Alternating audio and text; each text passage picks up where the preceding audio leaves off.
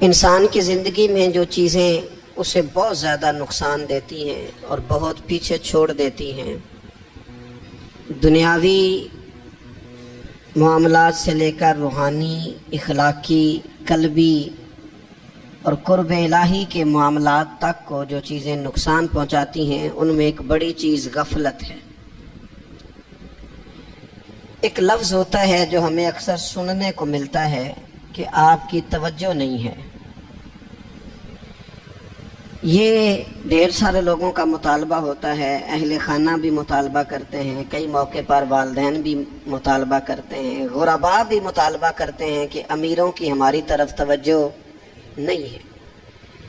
اور یہ بڑی لازمی سی بات ہے کہ کسی چیز پر جب توجہ رہتی ہے تو وہ چیز بہتر ہو جاتی ہے، اور جب عدم توجہی کا لوگ مظاہرہ کرتے ہیں تو وہ معاملہ خراب ہو جاتا ہے۔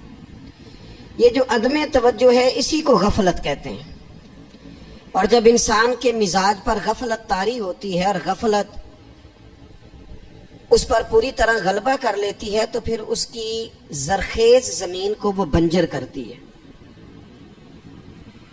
غفلت انسانی دل کے لیے بڑی نقصان دہ چیز ہے اور انتہائی تکلیف اور ضرر کا باعث ہے۔ دلوں پر جو قحط نازل ہوتا ہے، قحط، ویران ہو جاتے ہیں دل، اور جو دلوں پر خشکی نازل ہوتی ہے کہ طبیعتیں خشک ہو جاتی ہیں، یہ غفلت کی وجہ سے ہوتی ہے۔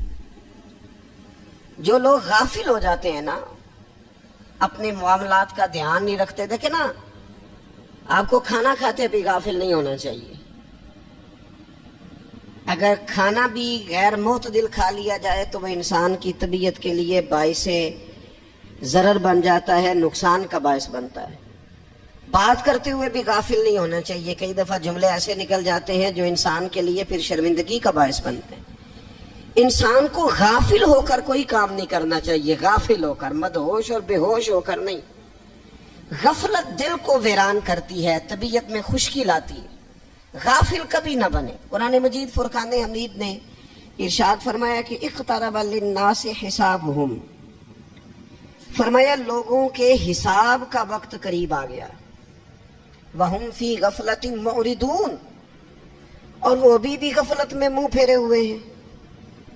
ٹائم آ گیا حساب دینے کا، لیکن وہ بھی غافل ہیں۔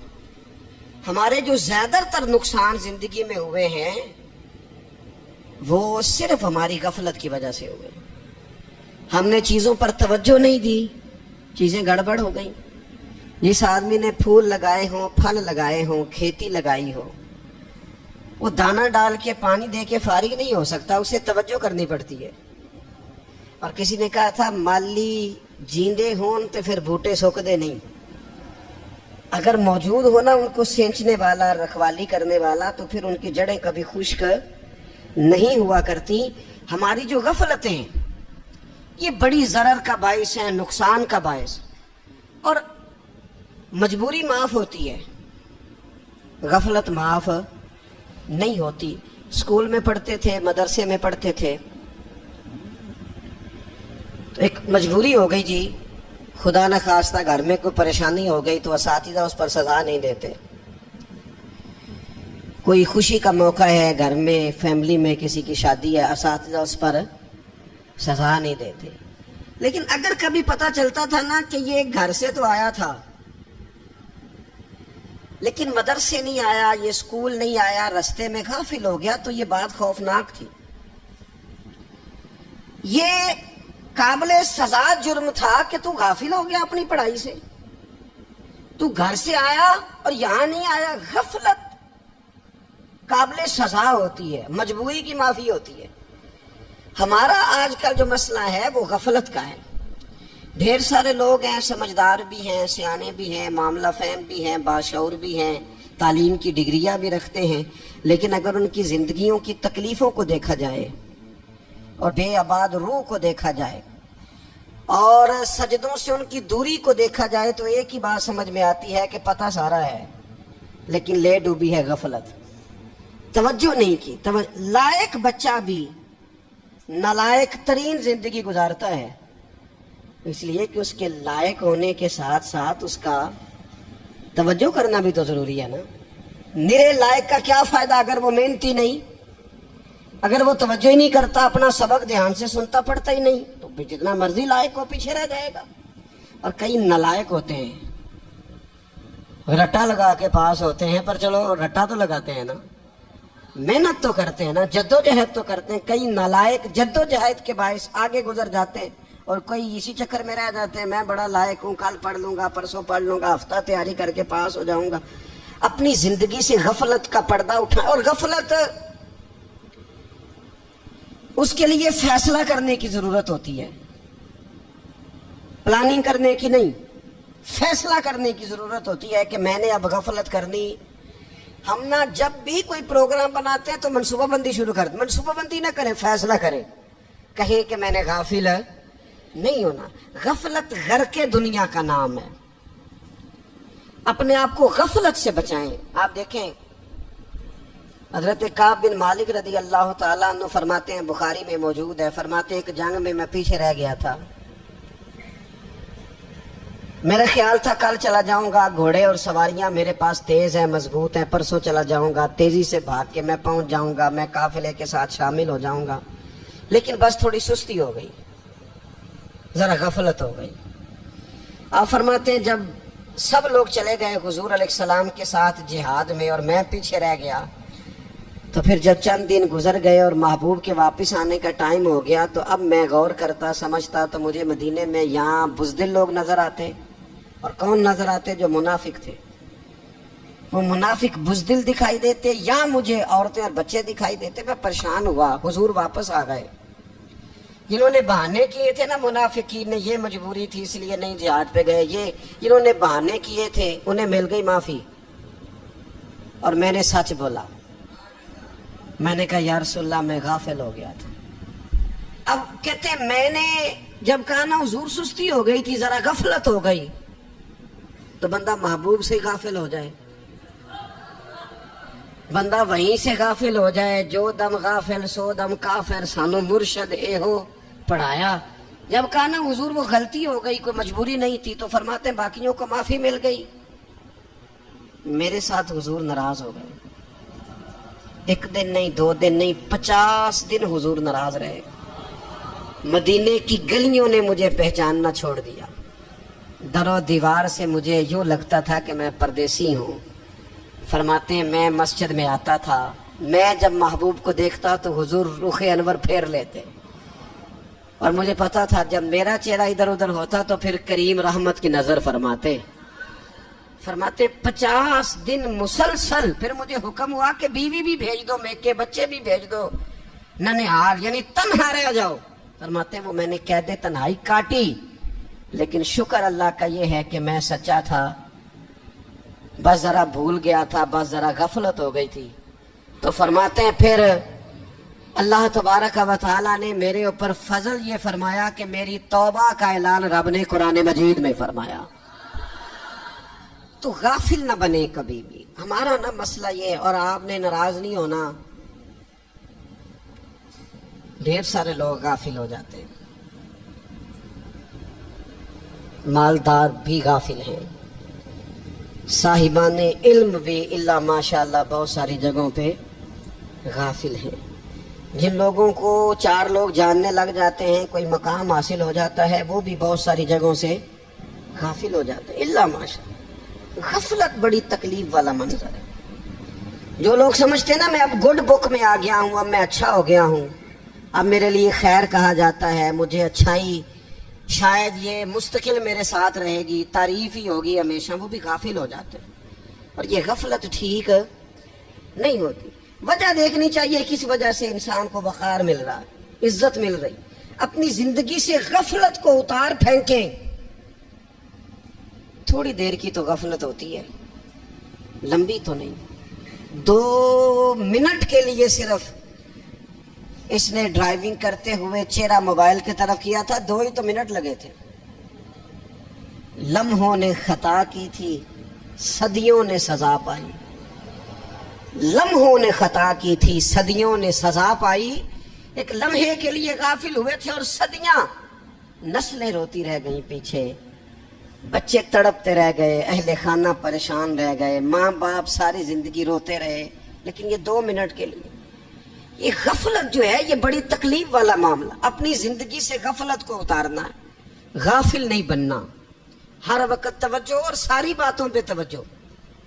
بعض اوقات لوگ ایک طرف توجہ کر کے ایک طرف سے غافل ہو جاتے ہیں. نہ، توجہ ہمہ پہلو رکھنی ہے. ہمارے ذمے جتنے بھی حقوق ہیں ان سب پر توجہ، ہر چیز کا خیال. ایسا نہ ہو کہ عبادت کرتے رہ جائیں اور حقوق العباد ہم سے چھوٹ جائیں، اور حقوق العباد اتنے زیادہ ادا کریں. صاحب مجھے کہنے لگے ایک دفعہ بڑے وثوق کے ساتھ کہنے لگے جی معاذ اللہ سما نہیں جی ٹائم ملتا پھر نماز دا کی کریے، روزی کمانا بھی تو عبادت ہے نا. تو میں نے کہا آپ نے عبادت کرنا ایک حصہ قبول کیا ہے، آپ نے کل عبادت نہیں قبول کی. عبادت کل ہے، ہمہ پہلو. ایک حصہ آپ قبول کر کے نکل گئے اور باقی آپ نے چھوڑ دی. تو کسی ایک طرف سے بھی غافل نہیں ہونا. جتنی ذمہ داریاں ہیں، جتنی ڈیوٹیاں ہیں، ان سب کا خیال. اور جو بڑا آدمی ہوتا ہے، بڑا گھر میں بڑا ہو، قبیلے میں بڑا ہو، علاقے میں بڑا ہو، ادارے میں بڑا ہو، کلاس میں بڑا ہو، جو بڑا ہے اس کی تو ساری آنکھیں کھلی ہوئی ہونی چاہیے. ایک ایک پر اس کی نظر ہونی چاہیے کہ میری کہاں ضرورت ہے، کہاں مجھے اشک شوئی کرنی ہے، کس کے ساتھ میں نے کس طرح محبت کا رویہ رکھنا ہے. غافل نہ بنے. اچھا جی اب کیسے پتہ چلے گا کہ ہم غافل ہیں؟ یہ کیسے پتہ چلے گا؟ آپ کسی بندے سے بھی پوچھ لیں حالات کیا ہیں تو کہتا ہے اللہ کا شکر ہے کبھی کسی کا دل نہیں دکھایا، اللہ کا شکر ہے جی زمانہ ہو گیا 5 نمازیں پڑھتا ہوں، اللہ کا شکر ہے جی. کیسے پتہ چلے گا غافل ہے؟ پہلی علامت ہمارے علماء اور صوفیاء نے غافل بندے کی لکھی ہے. اس آئینے میں نے اور آپ نے اپنا آپ دیکھنا ہے. غافل بندے کی پہلی علامت یہ ہوتی ہے کہ وہ دنیاوی کاموں میں چست ہوتا ہے اور اللہ اور اس کے رسول کی فرما برداری میں سست ہوتا ہے.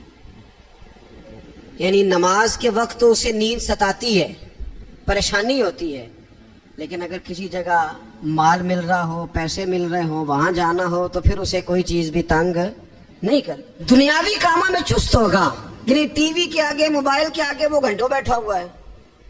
اور اگر اسے 25 منٹ قرآن پاک سننا پڑ جائے، اگر اسے 20 منٹ دینی محفل میں بیٹھنا پڑ جائے، اگر اسے کہا جائے کہ تو 20 رکعت نماز نفل ادا کر، دنیاوی کاموں میں چست ہے، دینی کاموں میں، یہ غفلت کی پہلی علامت. پھر ذاتی معاملات میں پیسہ خرچ کرنا ہو تو ڈھیر سارا ہے، کسی غریب کی مدد کرنی ہو تو. وہ ہمارے ایک دوست ہیں، وہ اکثر کہا کرتے ہیں، وہ کہتے ہیں آج کل کسی سے کہنا فلائی کام میں، دینی کام میں، کسی کی مدد میں کچھ 4 پیسے خرچ کرنے ہیں تو لوگ کہتے ہیں ہاتھ تنگ ہے. ہاں کوئی سستا پلاٹ ملتا ہو نا، اور اگر یہ سمجھ آ جائے کہ وہ مجبور ہے بیچارہ بیچنے والا، تو پھر کہتے ہیں میں 2-3 دوستوں کو پھاڑ لے سن. ذاتی کاموں میں جب بندہ چست ہو اور دینی کاموں میں سست ہو تو مطلب یہ ہے کہ بندہ غافل ہے. پہلی علامت غفلت کی. اور غفلت کی دوسری نشانی یہ ہے کہ انسان گناہ کے کاموں کو معمولی سمجھنے لگ جاتا ہے. یہ غافل بندے کی نشانی ہے. گناہ کو معمولی سمجھتا ہے، چھوٹا سمجھتا ہے. آج کل لوگ کہتے نہیں میں کو اکیلا کر رہا ہوں، ساری دنیا ہی کرتی ہے. اور جناب کیا ہو گیا، اگر یہ غلطی ہو گئی تو بندے سے ہو ہی جاتا ہے. گناہ کو معمولی سمجھنا، چھوٹا سمجھنا اور کہنا پھر کیا ہو گیا ہے، انسان سے غلطی ہو جاتی ہے. آپ دیکھ لیں کہ سینکڑوں بیسیوں گناہوں کا بوجھ ہمارے سروں پہ ہوتا ہے، لیکن کوئی ہمارا دبدبہ ہے، کوئی ہماری گفتگو ہے، کوئی ہمارے جملوں میں خود پسندی ہے، کوئی ریاکاری ہے، کوئی تصنع ہے. یہ غافل بندے کی علامت ہے. نبی اکرم صلی اللہ تعالی علیہ وآلہ وسلم نے فرمایا مومن اپنے گناہوں کو پہاڑ کی طرح سمجھتا ہے. یہ بخاری میں حدیث ہے. مومن پہاڑ کی طرح جانتا ہے اور وہ ڈرتا ہے کہ کہیں وہ پہاڑ اس کے اوپر گر نہ جائے، یعنی کہیں مجھے میرے گناہ کی سزا نہ مل جائے. چھوٹے گناہ کو بھی پہاڑ جانتا ہے، یار مجھ سے غلطی ہو گئی، مجھے ٹھیک کر لینی چاہیے، مجھے معافی لے لینی چاہیے، مجھے توبہ کر لینی چاہیے. مومن اپنے اوپر گناہ کو پہاڑ کی جانب سمجھتا ہے. اور حضور علیہ الصلوۃ والسلام فرماتے ہیں کہ یہ جو فاسق اور فاجر ہوتا ہے نا، اللہ کا نافرمان، یہ گناہ کو مکھی کی طرح سمجھتا ہے. یہ سمجھتا ہے میں نے اشارہ کرنا ہے, مکھی نے اڑ جانا ہے. مومن کی علامت یہ ہے کہ وہ پہاڑ جانتا ہے اگر غلطی ہو جائے تو پہاڑ. امام اعظم ابو حنیفہ رحمۃ اللہ علیہ گزر رہے تھے, بارش ہو گئی تھی اور کوفہ میں کیچڑ تھا, تو آپ نے جو جوتے پہنے ہوئے تھے ان جوتوں سے چلتے ہوئے نا آپ کے پاؤں سے کچھ مٹی اڑی, تو سامنے ایک یہودی تھا. اب اس زمانے میں دیواریں کچی ہوتی تھی, اس کے دیوار پر جا کے وہ مٹی جو تھی وہ لگ گئی. اب امام صاحب بڑے پریشان ہوئے کہ میں نے اس کی دیوار کو آلودہ کر دیا. یہاں تو لوگ اپنی اینٹیں رکھتے رکھتے کئیوں کی دیواریں توڑ ہی دیتے ہیں, اور پھر وہ اس پر ماننے کو بھی تیار نہیں ہوتے, تسلیم کرنے کو بھی تیار نہیں ہوتے. وہ کہتے ہیں پھر کیا ہو گیا, اب ہمارا یہاں گھر ہے تو ہم نے ٹرالی منگوانی نہیں تھی, ہمارا حق بنتا تھا. امام صاحب کے پیروں سے ذرا کیچڑ اڑا, یہودی کی دیوار پہ لگا, اس کی کچی دیوار تھی. امام صاحب پریشان ہو گئے, سوچنے لگے کہ اگر میں دیوار سے یہ کیچڑ اتارتا نہیں تو یہ بھی زیادتی ہے, میں نے اس کی دیوار کو گدلا کر دیا, اور اگر میں اتارتا ہوں تو کچھ مٹی اس کی دیوار کی بھی اتر جائے گی, کچی دیوار ہے, یہ بھی زیادتی ہے. مومن گناہ کو پہاڑ کی طرح سمجھتا ہے کہ کہیں گر نہ جائے, اس کی بھی کہیں سزا نہ مل جائے. امام صاحب نے اس کے دروازے پہ دستک دی, وہ باہر آیا تو اتفاق سے وہ آپ کا مقروض بھی تھا, اس نے پیسے دینے تھے. باہر نکلتے ہی کہنے لگا اوہو آپ تو قرض لینے آ گئے, میرے پاس تو ابھی گنجائش نہیں ادا کرنے کی. تو امام صاحب کہنے لگے تو قرض چھوڑ, وہ میں نے معاف کیا, میرے سے ایک غلطی ہو گئی ہے. میں آ رہا تھا, لکڑی کے جوتے اس زمانے میں کھڑاؤں لوگوں نے پہنے ہوتے تھے, کہا وہ میرے پیروں سے ذرا کیچڑ اڑا ہے, تیری دیوار پہ لگ گیا ہے. اب میں بڑی دیر سے کھڑا سوچ رہا ہوں کہ اگر میں تیری دیوار صاف نہ کروں تو میں نے یہ میلی کر دی, گدلی کر دی, یہ بھی بات درست نہیں ہے, زیادتی. اور اگر میں اسے صاف کرتا ہوں کچی دیوار سے کچھ مٹی اتر جائے گی تو یہ بھی زیادتی ہے. اب تو بتا میں کیا کروں. تو بے موسمہ پھل تھا نا یہ, تو بے موسمہ پھل دیکھ کے بندہ حیران ہو جاتا ہے. جو باتیں روٹین میں نہ ہو رہی ہوں وہ ذرا انوکھی لگتی ہے, بندہ حیران ہو گیا. غور سے امام صاحب کا چہرہ دیکھنے لگا, غور سے چہرہ دیکھنے لگا. اور پھر تھوڑی دیر سوچنے کے بعد کہنے لگا حضور پہلے میں نے دین اسلام کے بارے میں پڑھا اور سنا تھا, آج میں نے دین دیکھا ہے. پہلے میں نے سنا تھا کہ دین اسلام اس طرح کا ہے, آج میں نے دین. ہم نہ پوری دنیا کے کافروں کو دین سنانا چاہتے ہیں, دکھانا نہیں چاہتے. ہم نیک نظر آنا چاہتے ہیں, نیک بننا نہیں چاہتے.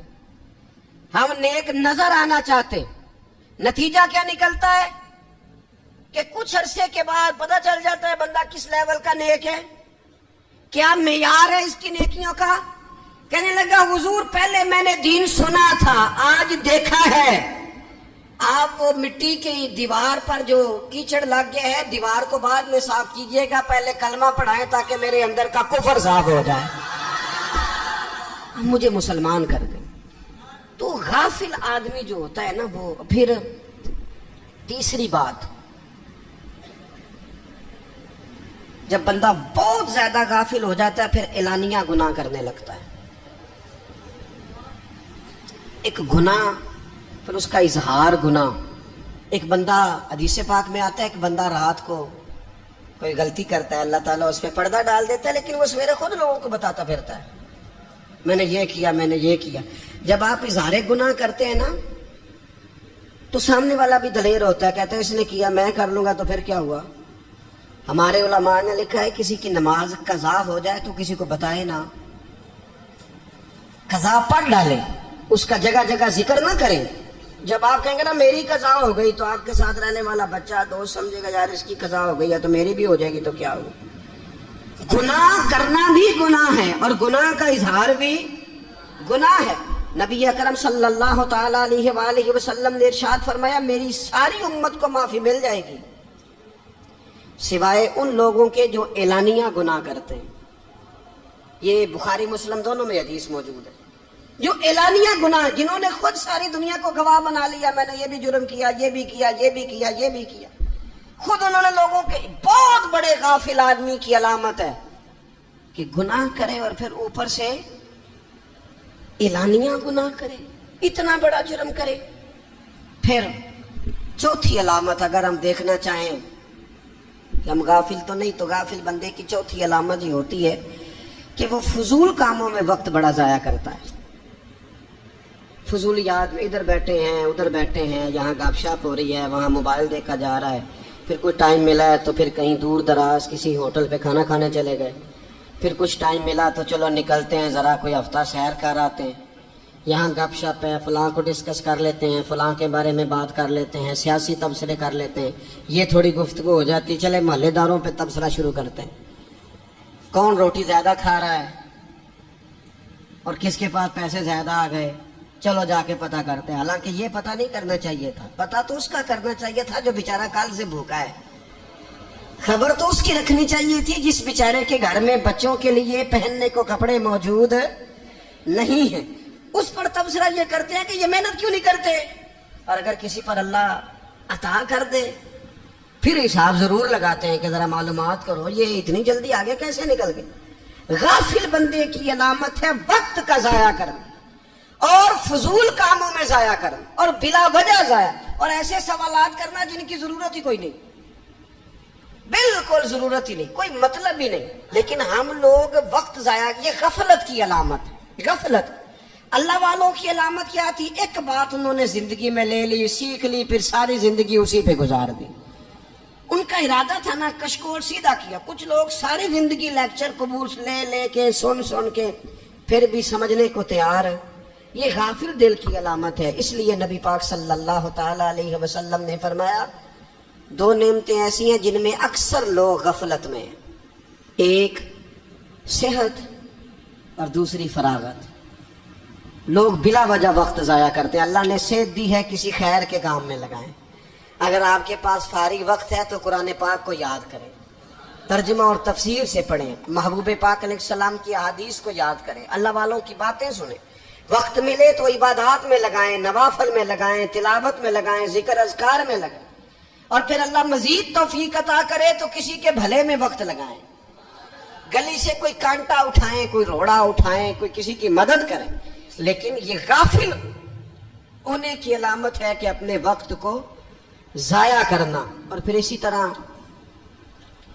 غفلت کی پانچویں علامت یہ ہے کہ اگر بندے کو دنیا سے پورا پیار ہو جائے, یعنی شب قدر میں بھی آ کے کہتا ہے یا اللہ کبھی پیسے دے دینا, شب برات والے دن بھی کہتا ہے کہ مالک اگر کبھی کوئی ایسا سبب لگ جائے نا, یعنی بیت اللہ شریف کے سامنے کھڑے ہو کے بھی اگر اس نے مال ہی مانگنا ہے وہاں بھی اس نے یہی سوال کرنا ہے, حب پہ دنیا اتنی غالب آ جائے. تو یہ غافل ہونے کی علامت. دنیا ضرورت ہے, مقصد نہیں ہے. دنیا کی حاجت ہے, مقصد نہیں ہے. یہ مقصود نہیں. اور جب لوگ فقط دنیا کے مال کو, دولت کو, نبی پاک علیہ السلام نے فرمایا وہ لعنتی ہے جو درہم اور دینار کا بندہ بن گیا ہے, پیسوں کا بندہ بن گیا ہے. مل جائے تو خوش ہوتا ہے, نہ ملے تو تکلیف میں آ جاتا ہے. یہ غافل بندے کی علامت. مومن تو وہ ہوتا ہے کہ دولت رزق حلال ضرور کماتا ہے تاکہ کسی کے آگے ہاتھ نہ پھیلانا پڑے, کوشش ضرور کرتا ہے, پر دنیا کو جیب میں جگہ دیتا ہے, دل میں نہیں دیتا. اس کی جگہ جہاں ہے اسے وہاں رکھتا ہے, اسے دل میں جگہ. دل تو ایک ہے, اس میں رب رسول کو بسائیں گے یا کسی اور کو بسائیں گے. تو حب دنیا یہ غافل ہونے کی بہت بڑی علامت ہے. پھر اسی طرح جو بندہ رب کریم کو جانتا نہیں نا وہ بھی غافل ہو جاتا ہے. ایک تو جو یہ نہیں نہ جانتا کہ رب کریم سزا دے گا, مجھے دیکھ رہا ہے, اسے نہ اونگ آتی ہے نہ نیند آتی ہے, جو اس کی معرفت نہیں رکھتا کہ میرا رب ہر وقت مجھے دیکھ رہا ہے, وہ بھی غافل ہو جاتا ہے. جسے پتہ ہونا کہ مجھے دیکھ رہا ہے وہ غافل نہیں ہوتا. اور جو یہ سمجھ لیتا ہے نا کہ شاید معاذ اللہ ثم, اس یقین کو پکا نہیں کرتا, وہ غافل ہو جاتا ہے. اور ایک جو یہ نہیں نہ جانتا کہ رب مہربان کتنا ہے وہ بھی غافل ہو جاتا ہے. مجھے بتائیے سب سے زیادہ تو بندہ اس کے دروازے پہ جاتا ہے نا جو سب سے زیادہ مہربانی کرنے والا ہو, اس دروازے سے بندہ اٹھتا ہی نہیں. تو جس کو یہ یقین ہو جائے نا سب سے زیادہ کرم فرمانے والی ذات اللہ رسول کی ہے, وہ کبھی رب رسول سے غافل نہیں ہوتا. وہ کبھی اللہ رسول کا دروازہ چھوڑ کے نہیں جاتا، وہ کبھی کسی اور جگہ جا کے پناہ تلاش نہیں کرتا. جسے پتہ چل جائے نا وہ کریم کتنا ہے، مہربان کتنا ہے. ملا رومی رحمت اللہ علیہ فرماتے ہیں بہت بڑا مجرم تھا ایک بندہ، بہت بڑا گناہگار تھا، بت کو پوجتا تھا، تھک گیا ساری رات بت کے سامنے کھڑا تھا، معاذ اللہ یا صنم یا صنم یا صنم کہتے، تھک گیا، نیند آ گئی، اونگ آ گئی. جب پوری طرح نیند آ گئی اور دماغ پہ نیند قبضہ کرنے لگی تو اس کے منہ سے نکل گیا، صنم صنم کہہ رہا تھا نا، نکل گیا یا صمد، او بے نیاز مالک. رب کریم نے فرشتوں سے فرمایا دوڑ کے جاؤ، جو کہتا ہے اسے دے دو. فرشتے کہنے لگے مالک وہ تو بت کو پکار رہا تھا، اس نے تو غلطی سے نام لیا ہے. فرمایا مجھے نہیں پتا، لیکن دیکھو نا اس نے مجھے پکارا تو ہے نا. کتنی دیر سے جھوٹے کو پکار رہا تھا، اس کا معاملہ حل نہیں ہوا. اب اگر سچے کو پکارنے پہ بھی حل نہ ہوا تو فرق کیا رہ جائے گا. دے دو جو مانگتا ہے، دے دو. میرے دوست گر پتہ چل جائے وہ کریم کتنا ہے، وہ مہربان کتنا ہے. میرے رسول پاک علیہ الصلوۃ والسلام نے تو فرمایا تیری آنکھ سے اگر اس کے خوف سے اتنا آنسو بھی نکل گیا جتنا مچھر کا پر ہوتا ہے، تو جس طرح بھینس کے تھنوں سے نکلا ہوا دودھ واپس تھنوں میں نہیں نہ جاتا، جو اتنا بھی روئے نہ روئے اللہ کے خوف سے وہ بندہ دوزخ میں نہیں جائے گا. تھوڑی دیر کے لیے ڈر جائے اپنے رب سے، آئے تو صحیح. عدم معرفت غفلت پیدا کرتی ہے، تو آ تو صحیح، وہ تو کریم ہی بڑا ہے، وہ تو مہربان ہی بڑا ہے. حضرت زنیرہ رضی اللہ تعالی عنہ حضور کی صحابیاں ہیں. ایام جو مکے کے تھے مسلمانوں پر بڑی آزمائش کے تھے، انہیں بڑا مارا کفار نے، اتنا مارا کہ ان کی بینائی چلی گئی، نظر آنا بند ہو گیا. کافروں کی عورتوں نے تانا دیا کہ تو نے ہمارے بت چھوڑے ہیں نا، تو دیکھنا تیری بینائی چلی گئی. تو جناب زنیرہ اللہ پہ بھروسہ، توکل، معرفت الہی کا جذبہ، اٹھ کے کھڑی ہو کہنے لگی چپ کرو، تمہارے جھوٹے بت کیا کر سکتے ہیں، میرا رب چاہے تو صبح جب میں اٹھوں تو میری آنکھیں روشن ہوں، اگر کریم کرم کر دے. لوگ کہتے ہیں واقعی ایسا ہوا، جب وہ سویرے اٹھی تو اللہ نے ان کی روشنی واپس کر دی تھی. تجھے پتہ چل جانا وہ مہربان کتنا ہے. وہ ایک بزرگ تھے تو ان سے کسی نے کہہ دیا کہ اگر آپ کا حساب آپ کے ماں باپ کے ذمہ ہو جائے تو پھر کیسا، پوچھنے کے لیے قیامت میں اگر ماں باپ حساب لیں تو پھر کیسا. تو بڑے سیانے لوگ تھے جو دل والے تھے، کہنے لگے نہیں، رب کریم ہی ٹھیک ہے، اس لیے کہ وہ ماں باپ سے کہیں بڑھ کر پیار کرنے والا ہے. اگر یہ معرفت مل جائے وہ کریم کتنا ہے. اور جب بندہ پوری طرح اس کی بارگاہ میں آ کے تڑپ جاتا ہے نا، مولا میں جاؤں کدھر، تیرا دروازہ چھوڑ کے جاؤں کدھر. اقبال کہتے ہیں وہ ایک سجدہ جسے تو گراں سمجھتا ہے، 1000 سجدوں سے دیتا ہے آدمی کو نجات. تجھے جگہ جگہ جھکنا نہیں پڑے گا اگر تو صحیح معنوں میں اپنے رب کی بارگاہ میں جھک جائے. تو میرے عزیز کوشش کریں کہ اس کی معرفت، اس کا کرم، اس کی عطا اور اللہ تبارک و تعالیٰ کے حاضر و ناظر ہونے پر عین الیقین، حق الیقین حاصل کریں. اور پھر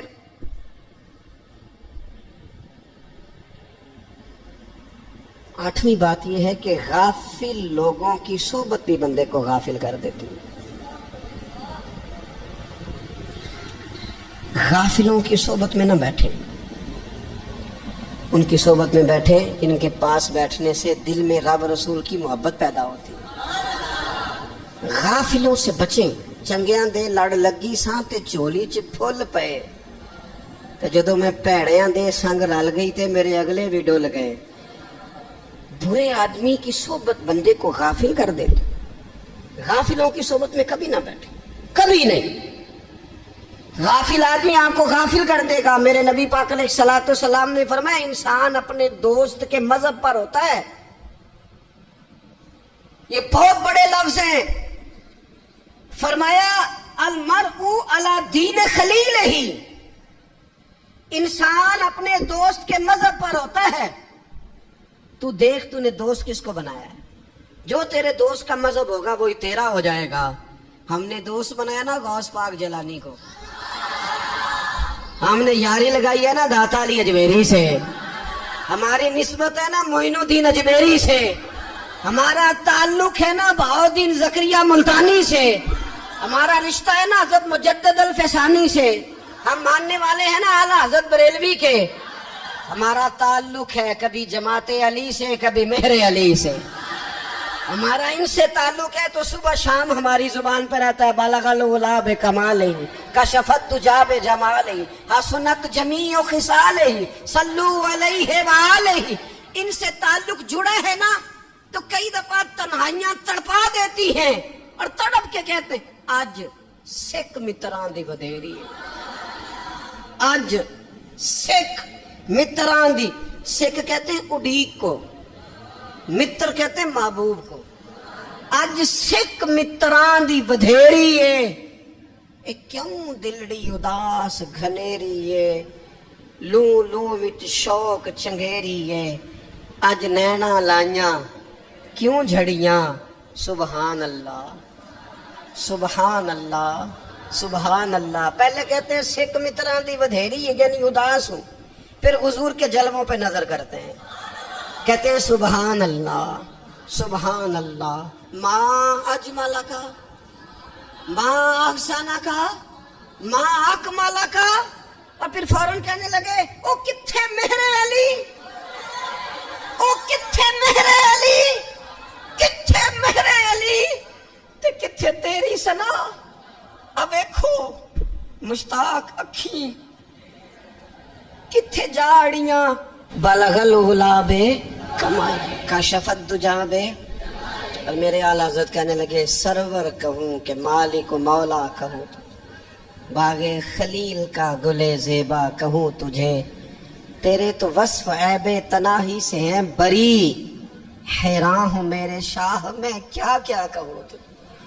غافل آدمی کی علامت ہے برے لوگوں کی صحبت میں، خبردار ان کے پاس نہ بیٹھنا جن کے پاس بیٹھنے سے تمہارے دلوں میں اولیاء اللہ اللہ کے بندوں کی عداوت پیدا ہو، خبردار خبردار ان کے پاس نہ بیٹھنا جن کے پاس بیٹھنے سے تمہارے دلوں میں حضور کی اولاد پاک کے بارے میں شک پیدا ہو، خبردار اس شخص کے پاس نہ بیٹھنا جو امام حسین ابن علی کے بارے میں کوئی کمزور بات کرتا ہو، بچنا، خبردار اس سے بچنا جو حضور کے صحابہ کے بارے میں بات کرے، بچنا بچنا اس سے، جو سیدنا ابو بکر صدیق کے بارے میں کوئی، دیکھو کیا مقدر ہے صدیق و فاروق کے، جن کے گھر ہی رحمتوں کے خزینے میں، بھلا کیا کہا نبی پاک، حضور نے فرمایا میرے اوپر جس نے نیکی کی تھی بدلہ دے دیا ہے، یہ جو میرے ابو بکر صدیق ہے نا، ان کو میں اللہ کی بارگاہ میں لے جاؤں گا، کہوں گا مالک تو ہی بدلہ عطا فرما۔ ایک ہاتھ میں جناب صدیق کا ہاتھ پکڑا، ایک میں حضرت عمر کا ہاتھ پکڑا، اور حضور مسجد نبوی سے باہر آ رہے ہیں، دیکھنے والے کی زبان سے بے ساختہ سبحان اللہ نکل گیا، کیا شان ہے کیا مقدر ہے۔ تو حضور علیہ السلام رک گئے اور روک کے فرمایا تو حیران ہو رہا ہے نا، تو حیران ہو رہا ہے نا کہ میں نے ایک ہاتھ میں ابو بکر کو پکڑا ہے، ایک میں عمر کو پکڑا ہے، فرمایا قیامت میں جب میری قبر کھلے گی تو میں اسی طرح قبر سے نکلوں گا، اس طرح میدان محشر میں آؤں گا، خبردار حضور کے وفاداروں کے وفادار رہنا، ان کے وفادار رہنا، ان کے وفادار رہنا۔ بڑا عجیب دور آیا ہے، ہم نے یہ دور دیکھا ہے کہ لوگ حضور کے صحابہ کے بارے میں بھی بات کریں گے، اب نبی پاک کی اولاد پاک کے بارے کو بھی ڈسکس کیا جائے گا۔ اپنا منہ تو دیکھ، اپنی حیثیت دیکھ، اور پھر وہ بندے دیکھ جن کو اللہ نے چن کے اپنے محبوب کی غلامی کے لیے حضور کے قریب بٹھایا ہے۔ تو بچنا ایسے لوگوں سے، پرہیز کرنا، خبردار عقیدہ ستھرا رکھنا، عقیدہ ستھرا رکھنا، صاف رہنا، پاکیزہ رہنا، غافلوں کی صحبت سے بچنا۔ بڑا ڈرتے ہیں اللہ سے، دعائیں مانگتے ہیں یا اللہ نسلوں میں بھی وہی بندے پیدا فرما جو عقیدے پکے رکھنے والے ہیں، وہ بندے پیدا فرما ہماری نسلوں میں۔ ایک وہ بندہ بھی غافل ہو جاتا ہے جو امیدیں لمبی لگا لیتا ہے، جن کے منصوبوں میں دولت بھی ہوتی ہے، گھر بھی ہوتا ہے، اولاد کا بڑا ہونا بھی ہوتا ہے، پوتے پوتیاں نواسے نواسیاں دیکھنا بھی ہوتا ہے، یہاں بھی گھر وہاں بھی گھر، یہ شہر، یہ سارا کچھ ہوتا ہے، لیکن رب کی بارگاہ میں پیش ہونا جن کے پیش نظر نہیں ہوتا۔ لمبی امیدیں۔ حضرت مولا علی شیر خدا فرمایا کرتے تھے، میں تم پر دو باتوں کا خوف کھاتا ہوں، مجھے ڈر آتا ہے، ایک یہ کہ تم خواہش کی پیروی کرو گے، جو نفس کی خواہش ہوگی اس کے پیچھے لگ جاؤ گے، اور ایک کہ تم لمبی لمبی امیدیں باندھو گے، اتنے سال جینا ہے، اتنے 100 سال جینا ہے، یہ کرنا ہے وہ کرنا ہے۔ منصوبہ بندی کریں مستقبل کے لیے، وہ بری نہیں، لیکن تیاری رکھیں، تیاری رکھیں، اس بات کا بھی خیال رکھیں کہ اللہ کی بارگاہ میں حاضر ہونا۔ یہ غفلت کی چیزیں ہیں جو بندے کو غافل کر دیتی ہیں۔ جو لوگ اللہ کا ذکر نہیں کرتے وہ بھی غافل ہو جاتے ہیں، اور جو فضول باتیں زیادہ کرتے ہیں نا، ہنستے زیادہ۔ فَلْيَضْحَكُوا قَلِيلًا وَلْيَبْكُوا كَثِيرًا، قرآن کہتا ہے زیادہ رویا کرو، کم ہنسا کرو۔ نبی پاک علیہ الصلوۃ والسلام سے پوچھا تھا حضرت عقبہ بن عامر نے کہ یا رسول اللہ نجات کس چیز میں ہے؟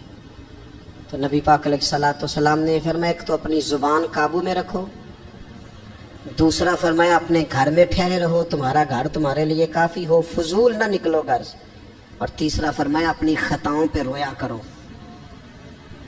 کثرت کلام اور فضول کلام اور بلا وجہ یہ بندے کو غافل کرتا ہے، دل کو سخت کرتا ہے۔ یہ چند چیزیں ہیں جو انسان کو غفلت میں ڈالتی ہیں۔ اپنے آپ کو ان چیزوں سے بچائیں اور غفلت کو توڑیں۔ آپ کے ذمے، میرے ذمے جو حقوق العباد ہیں ان کا پتہ کریں، جو اللہ رسول کے حقوق ہیں ان کی خبر دیکھیں، ہماری جو ذمہ داریاں ہیں ہم کس طرح انجام دے رہے ہیں اس پر توجہ کریں، اپنے معاملات کو ٹھیک کریں۔ ہم انسان ہیں، کوتاہیاں تو رہ جائیں گی، لیکن جب کوشش کریں گے تو پھر رب تعالیٰ مدد بھی فرمائے گا۔ ایک بات اور کرنی ہے، ایک تو میں نے عرض کیا غفلت کو توڑنا، ایک دوسری بات قرآن مجید کا ایک سبق اور، جب غفلت توڑنی ہے تو پھر لازمی طور پر ایک کام کرنا پڑے گا۔ میں نے یہ عرض کیا تھا کہ پلاننگ نہیں کرنی، فیصلہ کرنا ہے، تو فیصلہ کرنا ہے تو کرنا کیا ہے؟ پھر قرآن حکیم نے سورہ بقرہ میں کہا فاستبقوا الخیرات، یعنی تم نیکیوں کی طرف دوڑو، جلدی جلدی نیکیاں کرو، فٹافٹ، دیر نہ کرو۔ فٹافٹ سے مراد یہ نہیں کہ نیکی جلدی جلدی کر جاؤ، یعنی ٹال مٹول نہ کرو خیر کے کام میں، کل کریں گے، پرسوں کریں گے، عمرہ کر رہے ہیں پھر نیکی ہیں، حج کر رہے ہیں پھر نیکی ہیں، بچے بیاہ لوں پھر میں نیک ہوں، یہ تھوڑا سا یہ کام ٹال مٹ۔ فاستبقوا الخیرات، نیکیوں کی طرف دوڑو، جلدی کرو، بھاگو۔ نبی پاک صلی اللہ تعالی علیہ وسلم نے فرمایا 5 چیزوں کو 5 چیزوں سے پہلے غنیمت جانو۔ حضور علیہ الصلوۃ والسلام فرمانے لگے ایک تو تم جوانی کو نہ بڑھاپا آنے سے پہلے پہلے غنیمت سمجھ لو۔ نبی کریم صلی اللہ تعالی علیہ وآلہ وسلم ارشاد فرمانے لگے کہ اپنی صحت کو غنیمت جان لو، بیماری آنے سے پہلے پہلے۔ پھر حضور علیہ الصلوۃ والسلام فرمانے لگے اگر اللہ نے تمہیں مال دیا ہے، وسعت دی ہے، تو نیکی کر لو، خرچ کر لو اللہ کے راستے، خدا نہ خواستہ تم پر غریبی آ جائے۔ اور پھر حضور سید عالم صلی اللہ تعالی علیہ وسلم فرمانے لگے اگر تمہیں اللہ نے کچھ فراغت دی ہے، بہت زیادہ مصروف نہیں ہو، تو غنیمت جان لو، جلدی سے نیکی کر لو قبل اس کے کہ تم مشغول ہو جاؤ۔ اور 5ویں بات حضور نے بیان کی، فرمایا زندگی کو غنیمت جانو، موت آنے سے پہلے پہلے جلدی سے نیکی کر لو۔ نیکی کے لیے ساری زندگی منصوبہ بندی نہ کرتے رہو، نیکی کے لیے دیکھو نا، ہماری زندگی میں یہاں دنیا میں رہ کے چند منٹوں میں وہ نیکی کی جا سکتی ہے جو قیامت کے بعد صدیوں کا ہمارا فائدہ کرے، صدیوں کا فائدہ کرے۔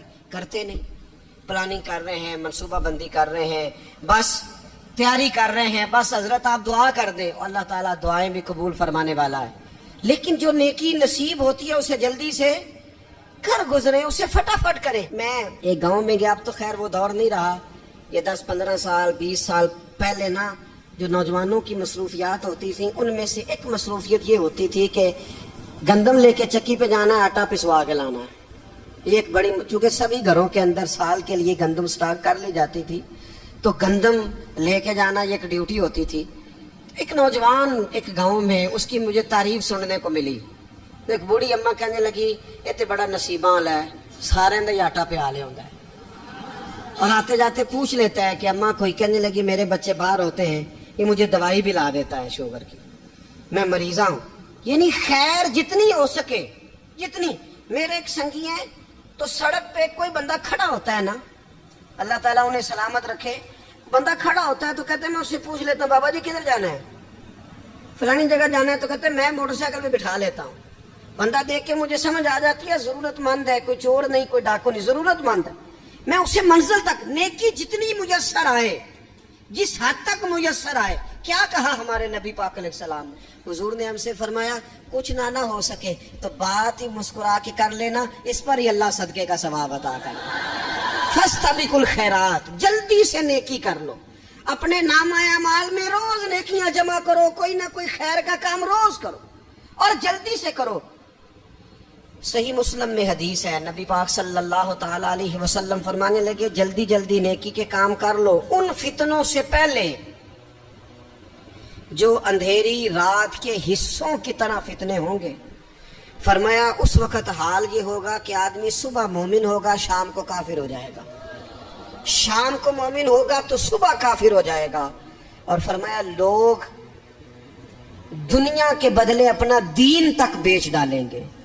معاذ اللہ جھوٹی قسمیں نہیں کھائی جاتی، جھوٹا قرآن مجید نے لوگ اٹھا لیتے. لوگ دنیا کے لیے دین بیچ ڈالیں گے. اس سے پہلے جب فتنے اتنے زیادہ ہو جائیں اس سے پہلے نیکی کر لو، کوئی خیر کا کام کر لو، جلدی سے کچھ ایسا کر لو.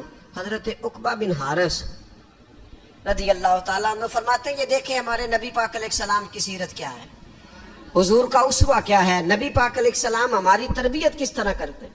حضرت عقبہ بن حارث رضی اللہ تعالیٰ عنہ کہتے ہیں ہم نے نبی پاک علیہ السلام کے ساتھ عصر کی نماز پڑھی، یہ صحیح بخاری میں موجود ہے. فرماتے حضور سلام پھیرتے ہی فوراً اٹھ کے گھر تشریف لے گئے. یہ ہمارے لیے انوکھی بات تھی، غیر متوقع تھی، پہلے کبھی ایسا ہوا نہیں. سلام پھیرا نماز کا، حضور جلدی سے تشریف لے گئے. اب ہم حیران تھے اور حیرت انگیز طور پر حیران تھے کہ کریم اتنی جلدی تشریف لے گئے. تھوڑی دیر ہوئی حضور واپس آ گئے تو محبوب پاک علیہ السلام فرمانے لگے گھر میں ایک چھوٹی سی ڈلی، ایک چھوٹا سا ٹکڑا سونے کا پڑا تھا، مال آیا تھا سارا صدقہ کر دیا، وہ تھوڑا سا پڑا تھا، اچانک مجھے یاد آیا وہ تو پڑا رہ گیا. تو حضور فرمانے لگے میں نے کہا کہیں ایسا نہ ہو جائے کہ ساری رات گزر جائے اور میرے گھر میں پڑا ہی رہ جائے، میں جلدی سے جا کے اسے خیرات کر دوں. میں نے خیرات کیا پھر میں واپس آ گیا ہوں. جلدی سے نیکی، جلدی سے نیکی کر لی جائے. ہم بڑا انتظار کر رہے ہیں، بڑا لمبا ہمارا پروگرام ہے، ہمارے پاس ٹائم ہی بڑا ہے. کسی نے کان میں کہہ دیا ہے تیرے پاس بڑا وقت ہے، ابھی تو بڑی عمر پڑی ہے، ابھی تو جناب او میرے بھائی یہ لوگوں کے کہنے کی باتیں ہیں. پھر پتہ ہی نہیں چلتا حالات کس طرح کے ہو جاتے ہیں اور کیا معاملات انسان کے ساتھ درپیش ہوتے ہیں. جتنی خیر میسر آئے، جتنا بھلا میسر آئے، جتنی انسان کو توفیق ملے. میں نے بزرگوں کو دیکھا، اپنے اصحاب کو، پہلے وہ خدام سے کہتے کہ میں سونے لگا ہوں اور پابند کرتے لوگوں کو کہ فلاں وقت، بزرگوں کو میں نے دیکھا اپنے، وہ پابند کرتے لوگوں کو کہ فلاں وقت میں موجود ہوں گا آنا، خود پابند فرماتے. اور پھر جب بیدار ہوتے تو سب سے پہلے خدام کو بلا کے پوچھتے کوئی مہمان تو نہیں آیا. جناب آپ نے خود ہی تو پابند فرمایا فلاں دن آنا. کہنے لگے چل یار اگر کوئی آیا تو مجھے ملا لو، میری ملاقات کرا لو. کیوں؟ اس لیے کہ دور سے آیا ہے، مجھ سے ملنے آیا ہے، کوئی خیر کی بات سیکھنے آیا. چلو میرے نام اعمال میں کوئی نیکی جائے گی، کچھ نہ کچھ خیر جمع کر لی جائے، کچھ نہ کچھ ڈیوٹی کر لی جائے، کچھ کام کریں اور جلدی سے کریں. حضرت جابر ابن عبداللہ انصاری رضی اللہ تعالیٰ عنہ بیان کرتے ہیں، یہ بھی بخاری میں موجود ہے. کہتے ہیں ایک صحابی نبی پاک علیہ السلام کی بارگاہ میں حاضر ہوئے غزوہ احد کے موقع پر، اور حال ان کا یہ تھا کہ وہ کھجور کھا رہے تھے اور کھجور انہوں نے منہ میں رکھی ہوئی تھی. حضور کی بارگاہ میں حاضر ہوئے اور عرض کرنے لگے یا رسول اللہ صلی اللہ تعالی علیہ وسلم اگر میں شہید کر دیا جاؤں تو کہاں جاؤں گا؟ حضور فرمانے لگے جنت میں. تو کہتے انہوں نے جو کھجور منہ کے اندر تھی وہ انہوں نے نگلی نہیں، اندر نہیں لے گئے، اس کو باہر نکالا اور دوڑ کے آگے بڑھے اور جنگ کرنی شروع کر دی. اور لڑتے لڑتے شہید ہو گئے. کیا سبق دیا انہوں نے؟ سبق یہ دیا کہ نیکی کرنے میں اتنی دیر بھی نہیں کرنی جتنی کھجور کھانے میں دیر لگتی ہے. جلدی سے نیکی کرنی ہے، فٹافٹ نیکی کرنی، اس کے اندر ٹال مٹول نہیں کرنا. اسی وقت انہوں نے کھجور باہر نکال دی دوڑ کے. انہوں نے حضرت انس بن نضر رضی اللہ تعالیٰ عنہ، حضرت انس بن مالک رضی اللہ تعالیٰ عنہ کے چچا ہیں، میدان احد میں نا، احد پہاڑ کے قریب کھڑے تھے، لوگوں سے کہہ رہے تھے جلدی جلدی ادھر آؤ. وہ جنت جو انسان کو انتقال کے بعد نصیب ہوگی اور قیامت کے بعد نصیب ہوگی، فرماتے تھے مجھے تو ابھی احد پہاڑ کے اندر سے جنت کی خوشبو آ بھی رہی ہے، لہذا جلدی سے آؤ، ادھر دوڑو، جہاد کرو، آؤ کفار سے لڑے. تو نیکی میں دیر نہیں کرنی. جو نیکی میسر آتی ہے، جس کو میسر، ماں باپ میسر ہے تو خدمت کر لیں، اہل خانہ ہے تو حسن سلوک کر لیں، اللہ نے اولاد دی ہے تو اچھی تربیت کر لیں، دوست ہیں تو خیر خائی کر لیں. اگر آپ کو اللہ رمضان عطا کرتا ہے تو زیادہ سے زیادہ اس کی عبادت کر لیں. اگر نظر ٹھیک ہے تو تلاوت زیادہ سے زیادہ کر لیں.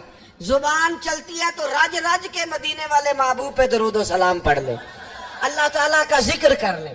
جلدی سے خیر جمع کریں، اپنے وقت کو ضائع نہ کریں. یہ آج کا سبق ہے. ایک تو ہم نے فیصلہ کرنا ہے کہ بس غفلت نہیں، اب غفلت اب انشاءاللہ اللہ اللہ کرنی ہے، اب کوئی خیر کا کام کرنا ہے.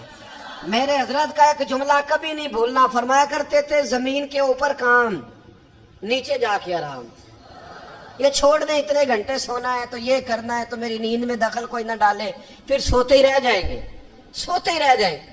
زمین کے اوپر کام اور نیچے جا کے جاگنا ہے. جاگ لے افلاک کے سائے تلے، پھر حشر تک سوتا رہے گا خاک کے سائے تلے. اب جاگ لے افلاک کے سائے کے نیچے، جاگ، کھول آنکھیں. ہر وقت کا سونا، ہر وقت سونا، ہر وقت جو اپنے آرام کی فکر کرنا، اس سے نکل آئیں اور اچھا کھانا اور اچھا پہننا اور بس اپنی مرضی کی زندگی من چاہی جینا، اس سے باہر آئیں. فیصلہ کریں، فیصلہ کہ اب غفلت نہیں کرنی. اگر اللہ نے کوئی صلاحیت دی ہے تو اسے دین کے کام پہ لگانا ہے، کوئی ڈیوٹی کرنی ہے، کوئی خدمت کرنی ہے. دیکھو خدمت ہی ہو رہی ہے. صدیق اکبر مال دے رہے ہیں، عثمان غنی مال دے رہے ہیں، مولا علی نے تلوار پکڑی ہے، میدان میں جا رہے ہیں، فاروق اعظم گلی گلی نگر نگر رسول اللہ کے دین کی پہرے داری کر رہے ہیں. حضرت جناب سیدنا سلمان فارسی ابو ذر غفاری حضور کی مسجد میں جھاڑو دے رہے ہیں، اور بلال حبشی وہ نبی پاک کی مسجد میں اذان پڑھتے پڑھتے پڑھتے پڑھتے رب نے اتنا عروج فرمایا کہ کعبے کی چھت پہ کھڑے ہو کے بھی اذان پڑھنی شروع، انہوں نے اذان دے دی. تو کوئی کام کرنا ہے، غفلت کو توڑنا ہے اور نیکی کرنی ہے ذرا جلدی جلدی. خیر کا کام کرنا ہے، نہیں ایسے نہیں، فٹافٹ. کیسے جی؟ فٹافٹ. تو فٹافٹ کام کریں خیر کا، جلدی جلدی. تو یہ خیر کا کام فٹافٹ، جلدی جلدی اور بڑی جلدی اور دوڑ دھوپ کے. اور جب آپ کرتے جائیں گے نا تو پھر اللہ تعالیٰ مواقع بناتا جائے گا. آپ سے میری اپیل ہے، بالخصوص میرے ساتھ جو وابستہ سنگی ہیں، جو پیار کرنے والے ہیں، 2 باتیں آج آپ نے لے کے جانی ہیں گھر. یہی لنگر ہے، یہی آپ کے لیے دعا ہے، یہی ہمارے بزرگوں کا فیض ہے، یہی نصیحت ہے کہ آپ نے 2 باتیں لے کے جانی ہے. غفلت توڑ دینی ہے، فیصلہ کرنا ہے کہ آج کے بعد غافل نہیں ہونا، اور دوسری یہ بات لے کے جانی ہے کہ نیکی جلدی جلدی، فٹافٹ فیصلہ، فٹافٹ نیکی. ایک کر کے پھر انشاءاللہ دوسری کر کے پھر انشاءاللہ تیسری کر کے پھر انشاءاللہ چوتھی. یہ شروع کرنی ہے، اور آپ دیکھیں گے اللہ تعالیٰ مہربانی فرمائے گا، مدد کرے گا.